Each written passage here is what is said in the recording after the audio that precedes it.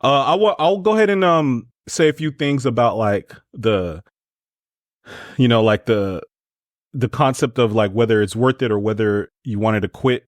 Again, I have seen myself as a psychologist for probably decades at this point.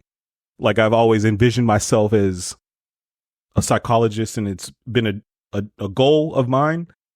So I never like really had like serious thoughts about not finishing, but I will say, like, in order to become a licensed psychologist, you have to get a doctorate in either clinical or counseling psychology or school psychology.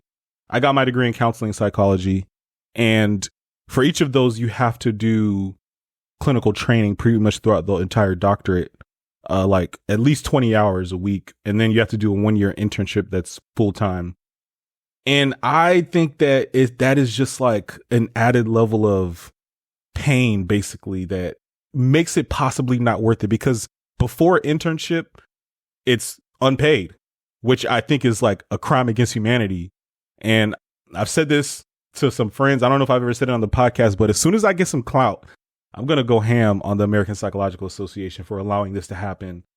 I think it's a matter of labor. It's a labor problem because they call it clinical training, but in my experience, you get thrown into the fire and you're working. You're working, like at the agency or the clinic, whatever.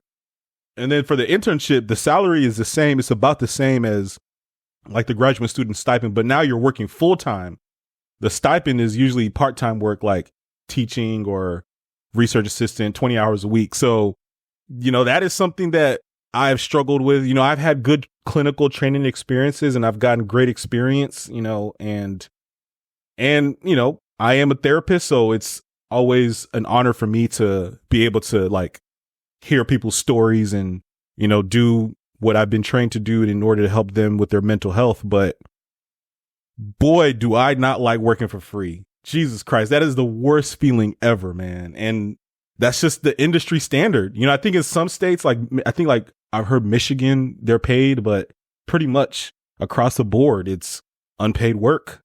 And that's just another thing where I'm like, if it is deep in your heart and your soul to become a psychologist, then you'll find a way.